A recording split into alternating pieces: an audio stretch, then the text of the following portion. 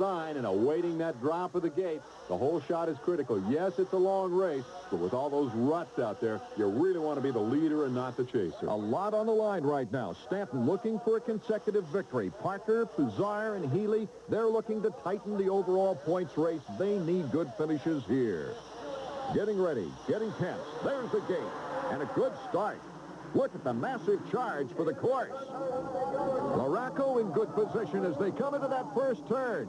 Oh, that's a massive group of riders right there. Oh, number 39, Kurt McMillan of Bacon, New York, the first one. I think that Shane Drew behind him, who literally went over the handlebars trying to avoid McMillan. They're both back on their feet and will try to get back into the race. But look who's out front. It's Holvet, the Belgian, who has grabbed the whole shot. Axel Holvet was 14th in the first moto, but he certainly found some speed here in the second moto. Got that whole shot. That's critical. Down through the gravity cavity. The surprise leader, look at that. He's pumped. He's waving to the crowd already. He's overly happy that he's in that position. Mike LaRocco right behind him in second place, and Monet is in third. Vader Monet got a much better start. Remember, he crashed on the first turn of the first moto, but he's third here in moto number 2. And again, we can't overemphasize the fact it's a clean slate as far as World Championship points are concerned. So for Holvet, he can get out there and grab the maximum 20 points if he can hang on to the lead. Follow him through. There's LaRocco. There is Monet.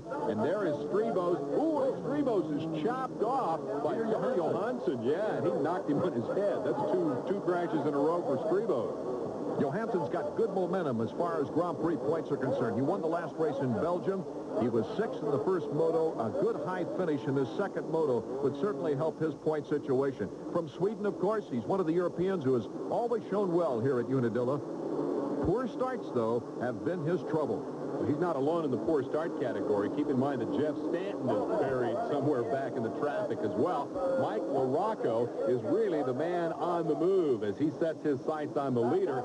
Axel Holvet, the GP rookie, in fact, was only 5th in the Belgian National Championship last year. That's why he's so excited to be out front. And let's give a call to ProMotion, the shop in East Stroudsburg, Pennsylvania, that supplied him with that motorcycle. It's very expensive for these guys to ship over a bike, so some of them have made deals with local shops.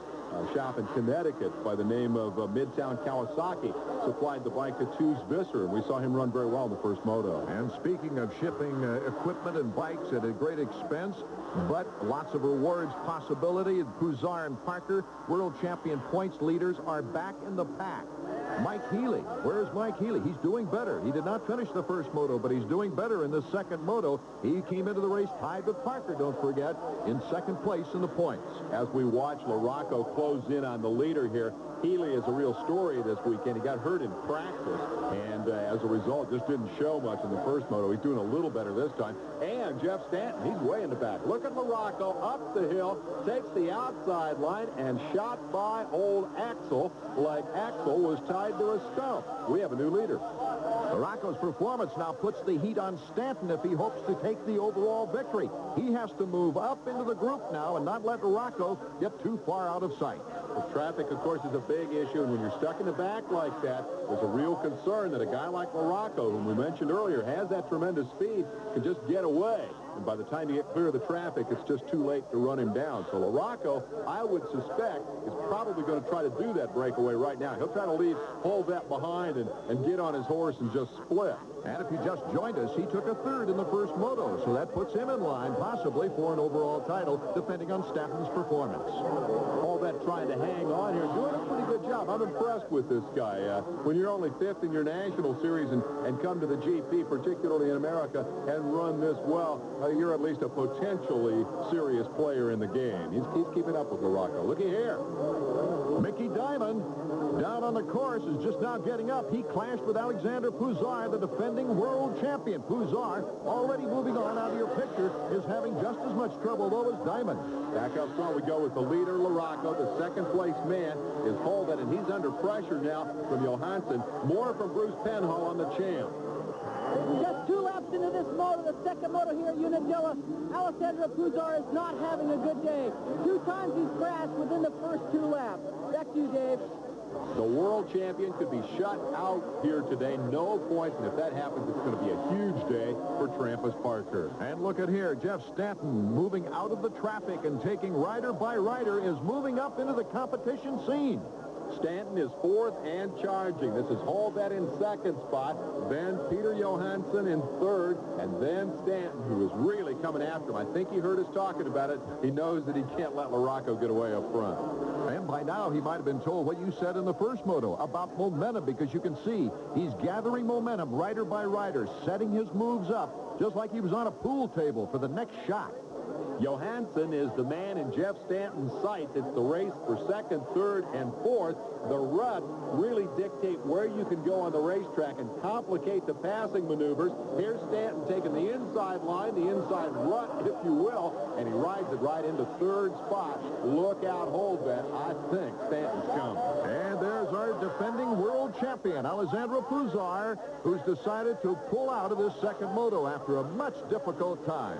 Never got it together today, and what a break for Trampus Parker. Here comes Stanton working on second spot, and again, Holbet is no match for Jeff Stanton. And Stanton, he's got the checkered flag in his eyes already, even though we've got several laps to go before the finish of this race. He's just picking that course apart now after picking apart the competition below him. But will he take over first place? We'll find out when we get back. Pressure on. Mike LaRocco Sr. signals his son. Gas it up. There's the signal to Jeff Stanton. The difference is just 6 seconds, and that information is critical to both of them. They've got to know where they are on the racetrack. Key is Stanton's closing. Both starting their stopwatches at the same time. Look out, LaRocco's down.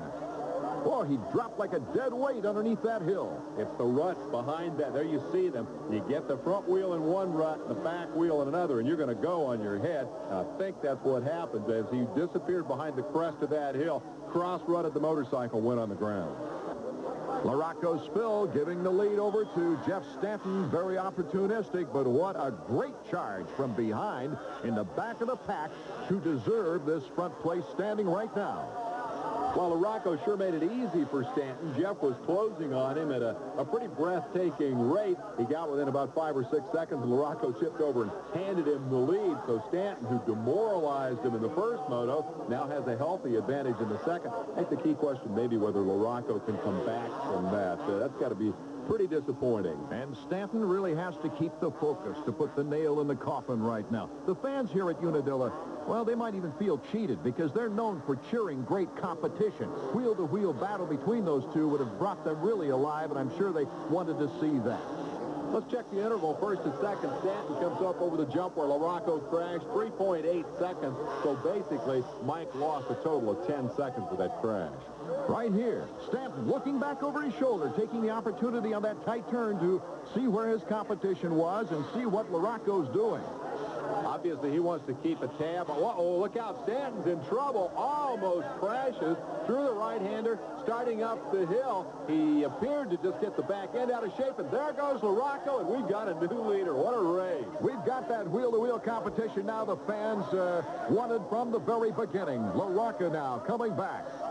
Well, it's a simple case of you give me one, I'll give you one. Stanton got the lead on a LaRocco mistake. Here's the bobble that cost him the lead. He got the front end crossed the wrong way while it was in the air. When it came back down, it threw him offline. It was a great save, actually, that kept him from crashing. And now, suddenly, we've got a hand-to-hand battle for the lead with Mike LaRocco back out front. LaRocco's eyes must have popped right out of their head when he saw that happen in front of him, and he took advantage of it, just like Stanton took advantage of his bobble. Well, and now the key is the same for Stanton. He can't cave in having made that mistake. He's close enough. I don't think he's going to have a problem. LaRocco was really in danger of losing touch with Stanton. That's certainly not the case now. This is going to be old-fashioned combat to determine who's the best man at Unadilla in the final and deciding moto. And not only instinct right here, Dave. It might be intelligence at this tremendous speed and pounding that might be the difference, as Stanton will have to choose the right line at the right time.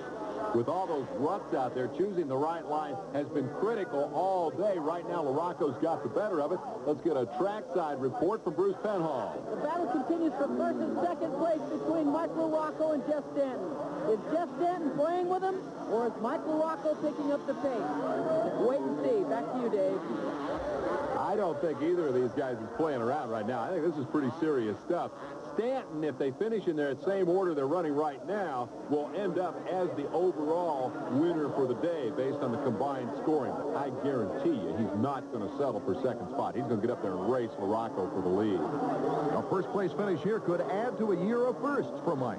Well, you know, I just want to go out there and win. You know, I'm not here to screw up any points or anything. I just, you know, this is another race for me, and, you know, every race I want to win, and I've yet to win at Unadilla, so I'd like to do that here today. As we see the battle between LaRocco and Stanton, I can't help but think about the defending world champion, Alexandre Pouzard, and, of course, Parker, Trappist Parker. If Parker should finish in about the same position he is right now, ninth, he would pick up 24 points in the world point standings. That's only 11 behind the defending champion with 2 more races on the schedule, 1 in Sweden, 1 in Japan. And, of course, Mike Healy came into this race tied with Parker for second place in the points, and that's going to be the biggest disparity after this race. Yeah, he's running 6th right now, so that means he can leave here with 10 points after he was shut out in the first moto. The points are real relevant to these two. LaRocco and Stanton only ride 1 world championship race a year. This battle is all about money, points, pride, and maybe another tick toward your factory contract. Mike LaRocco coming off what would be termed a miserable year last year when you take under consideration the talent this kid has.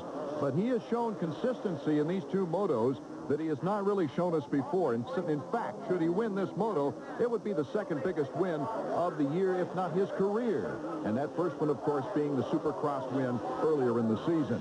Well, Stanton's got a little something to prove, too. He's been overshadowed this year by Jean-Michel Bale, his teammate, a Frenchman who is now riding in America. He beat Stanton for the Supercross championship and leads him in the 250 National Series. So Stanton knows that he needs to gas it up pretty good, and he's doing that right now. He's closed up on LaRocco. I think he's ready to make some kind of move here.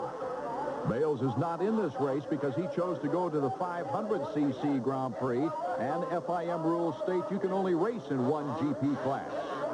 Here's Stanton. Whoa, Stanton in trouble again. Missed the rut, coming down the hill, loses ground to Mike LaRocco. You see LaRocco disappear around the corner up there. Stanton down through the downhill, made a critical mistake, and that puts LaRocco back out in front. That could be the turning point of this race, and we'll be back with the final lap in just a moment.